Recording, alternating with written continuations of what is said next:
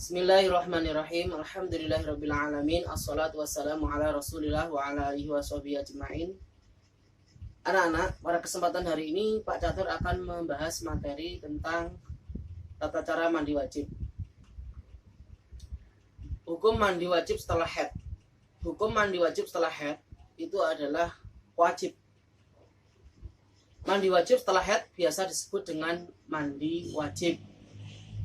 Anak-anak, perlu kalian ketahui bahwasannya bagi anak-anak perempuan yang pada masanya haidnya telah berhenti, maka ia segera untuk melakukan mandi wajib. Perlu kalian ketahui bahwasannya mandi wajib dan mandi biasa ini sangat berbeda. Apa perbedaannya? Kalau mandi wajib ini ada niatnya, disertai dengan niat.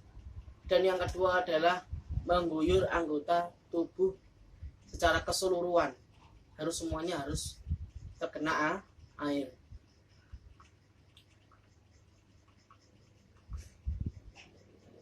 Apakah sama mandi wajib dan mandi biasa? Tadi saya sampaikan berbeda, ya. Kalau mandi wajib itu ada niatnya dan harus meratakan air ke seluruh anggota tubuh. Nah, ini yang pertama. Tata cara mandi wajib. Mandi wajib ini harus memakai air yang suci dan mensucikan. Paham anak ya? Kalau bisa usahakan kalian mandi wajib itu pakai air yang mengalir atau pakai air keran, ya. Atau semen juga bisa pakai air yang ada di bak yang besar, ya, yang ukurannya besar, nanti supaya airnya bisa dijadikan sebagai syarat mandi wajib. Jangan memakai air yang misalnya ada di dalam timba yang kecil, ya, yang ditimba, ya, atau di bak yang kecil yang kurang dari 2 kolah. Ya, ukurannya 2 kolah ini berapa? Menurut di kitab fikih, ukuran 2 kolah ini adalah 60 x 60 x 60 cm dikali panjang 60 cm, tinggi 60 cm, dan lebarnya 60 cm. Ini seperti itu. Tapi saya sarankan kalau ada panturan, ya, itu pakai itu aja, pakai panturan saja, atau gerojokan air. Ataupun kalau misalnya jedingnya sampai besar, bisa pakai seperti itu, nggak apa-apa. Itu bisa kita jadikan sebagai salah satu alat kita, yakni menggunakan air yang suci dan mensucikan. Sekarang kita masuk ke rukun mandi wajib. Rukun mandi wajib itu ada 2. Satu, yang pertama adalah niat. Niatnya bagaimana? Nawaitul ghusla li raf'il hadatsil akbari minal haidzi fardhalillahi ta'ala.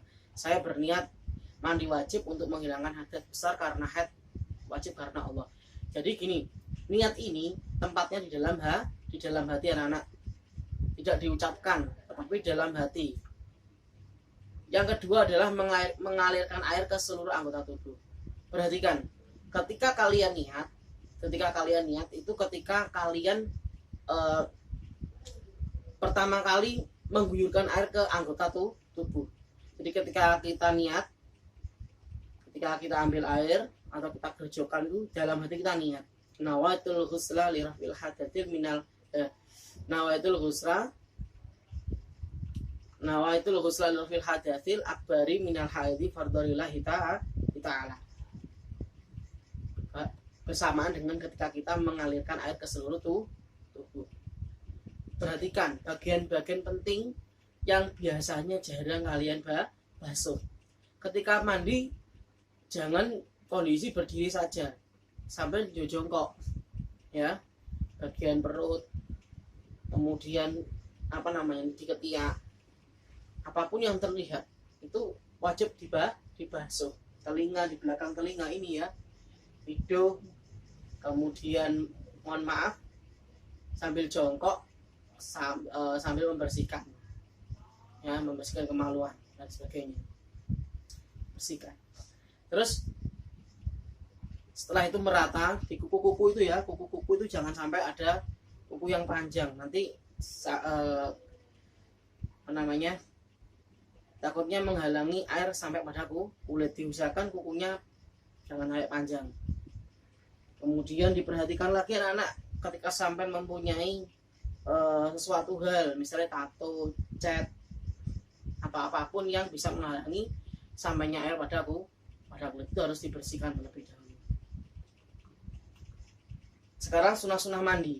Sunah-sunah mandi, satu yang pertama adalah membaca basmalah, yang kedua adalah menghilangkan kotoran yang menempel pada badan, yang ketiga adalah menghilangkan sesuatu yang menempel pada badan, menghalangi datangnya air sampai pada kulit, dihilangkan terlebih dahulu.